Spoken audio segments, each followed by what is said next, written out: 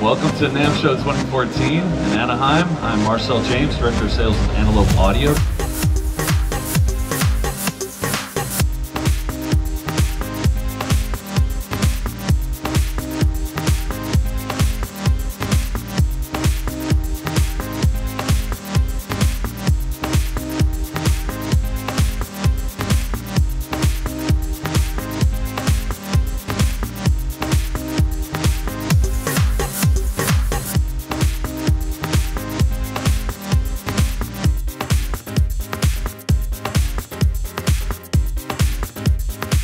Today we're talking to one of our end users and now endorsers, Brian Vibberts, multi-Grammy winner, worked with lots of huge artists. He's going to tell us some stories about working with some of them and some very cool stories about working with Michael Jackson and what it was like to record Michael Jackson, and among some of the recent stuff he's done with Chick Corea.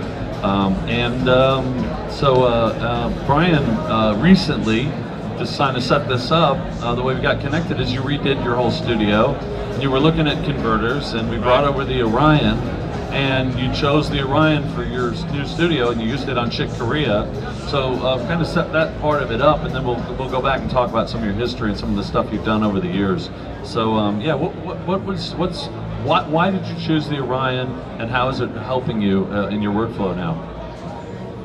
Well, what I was looking to do is kind of expand, not only just in the box, but do a little bit more of the analog as well, to mix analog and digital in my mixing. So with the Orion, with the number of ins and outs, I'm able to have, you know, the analog summing and still have extra ins and outs left over to do go to the other analog gear. So for me, I was able to slowly expand, because usually, first of all, I came up with this huge plan of like, okay, I'm gonna have a patch bay, and I'm gonna, you know, I'm thinking, okay, what's this gonna cost? And like, that's over like $100,000. I'm like, maybe I better scale this down, you know, a lot. So I thought, all right, what's the slow plan of getting there, and actually having the Orion, and I'm using it with the Matty box. That allows me to kind of slowly build that up. I don't have to do all the wiring and patch bay all at the same time, because I have the ins and outs there. So I can just add another 500 series, you know, like what we have here. And it's easily to do in Pro Tools, do a hardwire insert. So between the flexibility of adding more gear, obviously the sound, because the sound is great. How does the sound work out for you? I mean, I've been an Antelope audio user since like 2005, so I'm a long time fan. I had the OCX, you know, back then. I've always been a great fan of the clock, and what I've noticed with the clocking, it's just clocking alone, is I'm getting like tighter bass. The high end seems true to me just by changing the clock. That was with this, at that point, that was with the same converters, and it just made things easier for me. I could hear what was going on easier. I could EQ faster, and with the ability to do that kind of technical work faster, I'm able to do the creative end. You know, get to that, you know, at a faster point instead of staying in the technical, because I'm going between technical and creative throughout the whole mixing process.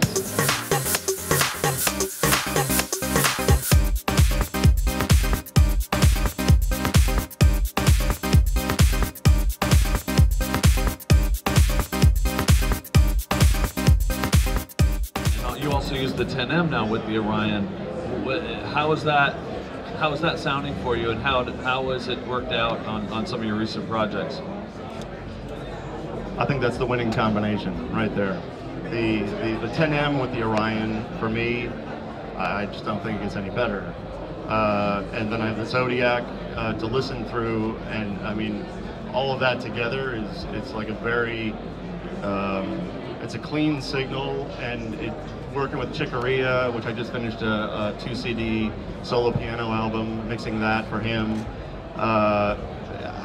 it just sounded great right away. And you were doing a hybrid setup, so you had things going on in the studio, and you also, when we first demoed it, and you helped set up a project for us that we played at AES, a demo project, you had an in-the-box mix. Brian had an in-the-box mix with all plugins, and it sounded great.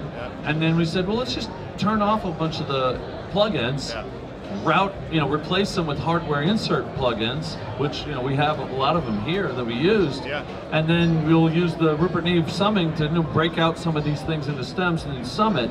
And then we compared the two mixes, and I can tell you what happened at the show. I can tell you what everyone said. We used it as an A/B demo, but what you heard something right away. No, right away it just seemed it was open. When I was, I definitely in the box, I can get a great mix. When doing the hybrid system with some in the box, some out of the box, going through the 500 series, with what we did for AES, it didn't take long. When we were together, 45 minutes or so, we're like, wow, okay, I didn't even do that much so far, and it's sounding great. So, it definitely is an improvement.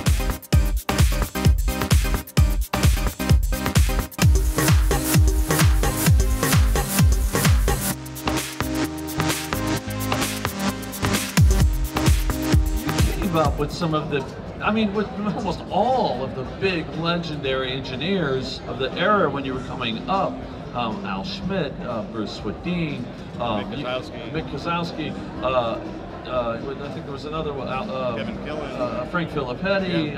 So, and you learned you were telling me how you were learning from each of these guys, and then you kind of came up with your own methods. What kind of things did you learn from each of those legends, and to form your own Dr. Vibb legend?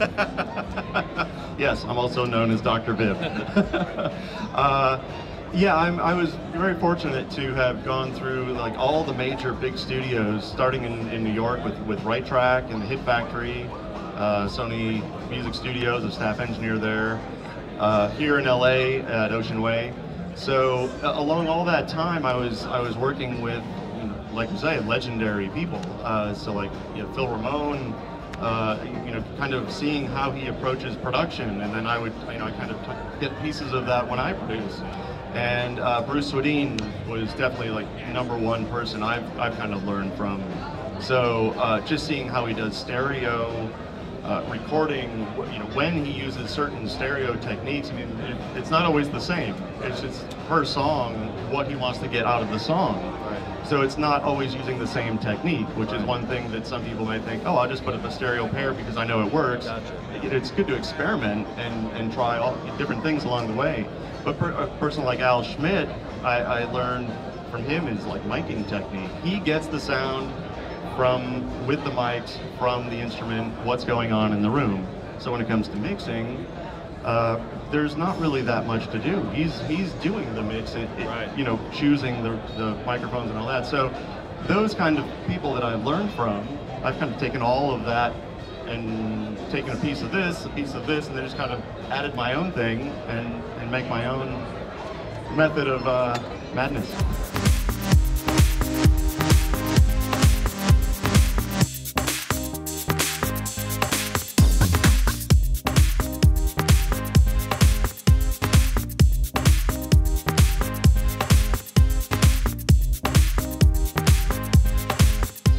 Talk a little bit about working with Michael Jackson and recording Scream, and working with Janet, and working with Michael, and how Michael worked in the studio. Tell us a little bit about what that was like. Like, you were there mixing the record while Michael was writing the songs on History, right? Yes, History. History. Tell us what that was like in that process in the studio with him. Okay. First of all, Bruce Swedin was mixing, so I was part of the recording team. Right. Yes. I just want to clarify that. It was. But I meant we were mixing as you guys were. Yeah, recording, we were. Right? Yeah, exactly. Yeah. As we would record, well, first of all, go back a step. Michael would come in and he would have an idea for a song, and he didn't really play an instrument, so he would have to communicate this to either us or the musicians. So we'd have the drummer there, and he would just say, well, I want kind of this thing like, and I like that. That's good. It's a good one. Someone record that? So, oh, thanks. So copyright it right away. Yeah. So he would do that, and then we would lay that down and actually record it. So then the drummer we'd always have that, right? Wow, yeah. So then the drummer would kind of, okay, that's the groove, you know. Right. And then later on, then Michael would say, you know, let's get some kind of a guitar, you know, whatever it would be. But he kind of had the whole thing in his head, and no one else really knew what the end product would be like until we got there, right? Because he was definitely a musical genius when it came to that. And but as we would lay those down, Bruce would put that into the mix. And so, yeah, so it was always mixed any day, because we were working on many songs. So we would, you know, switch back one song to another song to another song. Record, mix the song. Record, yeah, Mix. exactly. Yeah, record some, mix it, put it in the mix. Okay, let's work on another song, do something there. Okay, record that. Now we put that into that mix. Okay, next song, that kind of thing. So everything along the way was at a point of being mixed. Michael could listen to anything at any point of, okay, that's the song and that's the mix so far. Does it need anything? Maybe we should add strings to this, or maybe we should add a choir. Or, you know what, this song isn't as good as the others. Let's not work on this for a while. Wow. You know, so I mean, I believe we worked on about 50 songs, and Wow. 15 were released. So there's I think there's about 35 in the vault somewhere. Wow. I'm sure we'll see it at some point One soon. day. Yeah, but my hope is that they'll release it as it is, and not like try to add to it or just take away all the music. Because, like I say, it was mixed to that point how Michael wanted it. Right. So you know, in the vault they have the mixes are there. Right. So, but I've never had another artist work that way, where it was always mixing as you go.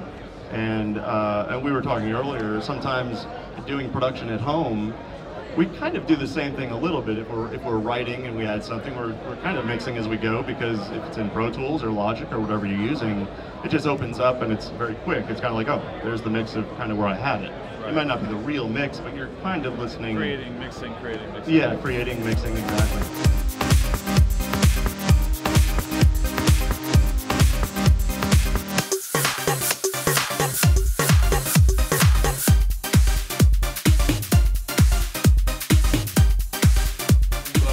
Known each other for years, and I'm like out there with you know, at the Rose Bowl last summer with Justin Timberlake and Jay-Z, who are Antelope users. They use the Orions on their tours, by the way. Throw that out there. And up walks you out of the recording truck, and you're out there recording, you know, the Rose Bowl show. Yeah. You know, how was that? And what kind? Do you do a lot of those types of things, or what was it like being out there in the truck recording Jay-Z, Justin Timberlake at the Rose Bowl? Yeah, that was a good surprise to see you at the front of house mixing station. Yeah, I've done some live. I've been fortunate how I came up in the business, like I was saying, working at the bigger studios. But when I was at Sony, there were so many things that were done at Sony Music Studios, because we did the live shows, like, you know, TV Unplugged. We had VH1 shows, different award shows at some point. So, you know, there was a lot going on, Broadway shows. So I got kind of a feel for recording, you know, all those kind of things. So that kind of, and it was like basically having a remote truck, except it was in the studio. Right. So then when it became, okay, you know, working on a remote truck, which is usually Music Mix Mobile, that I prefer working with, they have, you know, an amazing truck, and that was the truck that was at the Rose Bowl with Jay-Z and Justin Timberlake. So, you know, it was a natural extension of that, of where I started, you know, at Sony with doing those kind of things. But yeah, it's a whole different game. Challenges with isolation. Yeah, well, yeah, the challenges. You never know what's going to happen live. Right. First of all, for sure. That one was not live broadcast, but I have done TV shows where it's, you know, live broadcast, and that's it, one chance. Yeah. And sometimes you get a little crazy things, like the lead singer all of a sudden in the middle, you know, picks up the tambourine. It's like, you know, she's singing and the tambourine's like, you're like, oh no, what am I going to do now? Very nice. Okay, just go with it, you know. Yes, sir. There's, you know, so you always have to be quick and knowing, you know, you have to know your tools, Right. inside and out. What do you do in a case like that? How do you handle that? In that case, I just brought the high end down a little bit. Maybe like I had a 10K boost for her voice. It was like, oh, okay, just take that off and maybe bring some down. I mean, there wasn't much I could do. Tambourine remove plug-in. Yeah, exactly. D-tambourine. D-tambourine. Somebody make that, please. Yeah.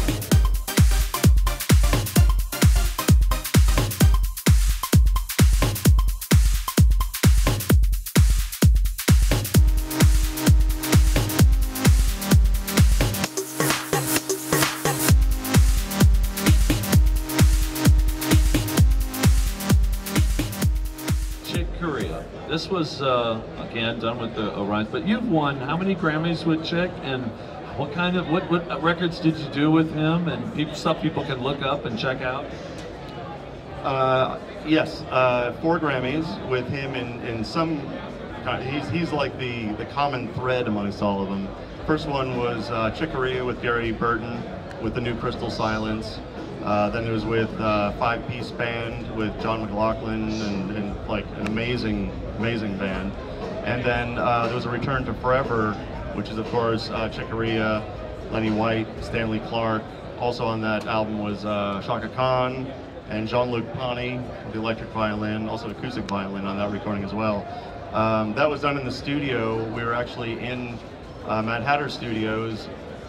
They were rehearsing for a Hollywood Bowl show, and we were like, well, let's just record it. And it ended up being, you know, part of an album. So you never know what's, you know, even if it's just like, oh, well, we're just in here playing. Right. When those guys get together, there's always magic happening. But so you the always new make one sure you're recording. is Chick and piano. The newest one that I just finished is Chick solo piano, and that was with the Orion with the 10M, and also the Rupert Neve satellite analog mixing.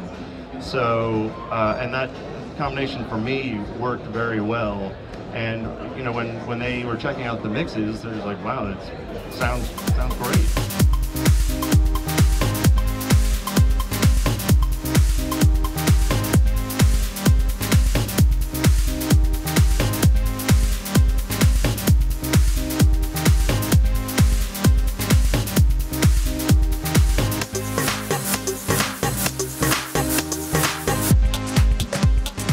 Stuff do you like to use and tools do you like to use? I know you like the Waves V plugin, and tell us a few, give people a few ideas of stuff that's kind of jumped to the top of the heap and some of your go-to weapons of choice in the box. I was just going to start out of the box. All right, now we're back in. All right, well, first, one thing I'll just say, reverb is the Percasti M7 reverb. That's out of the box. It's a digital stereo in, stereo out. To me, that's by far the best reverb that I've used. Right. And I'm a big fan of the EMT 250 and the EMT 140 and all those. So I mean, you know, and the RMX, and of course all the classics, which brings me to the software. The Universal Audio 140 and the 250 they're great. I mean, I use those all the time. But between the Percasti and the UAD plugins for reverbs, those are kind of my go-to. For EQ, I like the Sony Oxford EQ in Dynamics. I can get, if I'm really trying to correct something where, let's just say, I don't know, let's just say it's a saxophone and there's like a little bit of a frequency I just don't want in there because it's messing with the vocal, let's say. I need to get like just one frequency out, let's say 400 hertz. I can really get that tight notch with the Sony Oxford EQ. You're saying use it for cutting a lot. Yeah, for like, you know, not destructive, but you know, bringing down. Right. Yeah. And then yeah, the V series by Waves, which is the Neve EQ. I use that a lot. I mean, I really kind of, there's no. I mean, those things right there, the Sony Oxford EQ and those reverbs are almost on every single mix that I do, because that's what I go to first. But you know, there's a lot of others that I use as well. The Massey plugins, a PSP, AudioWare, the Sound Toys, Echo Boy. I mean, you know, I kind of I have a, when you look through my list of plugins, it kind of scares me.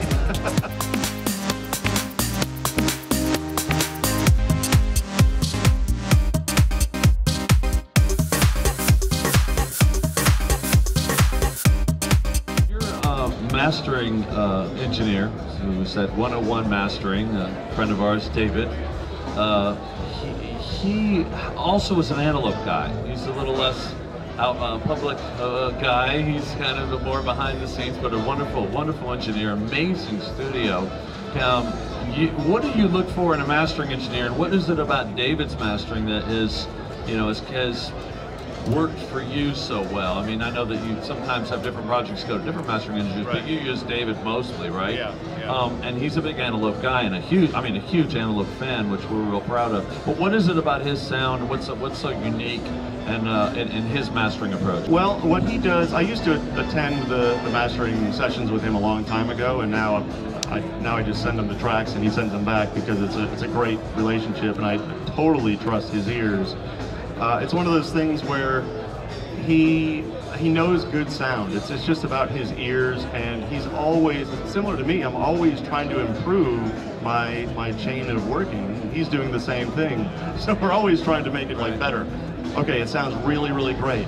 How do we make it better? You know, it's always that kind of thing, and kind of really upping the ante all the time. So it's that part of him, his ears, and of course the equipment that he uses.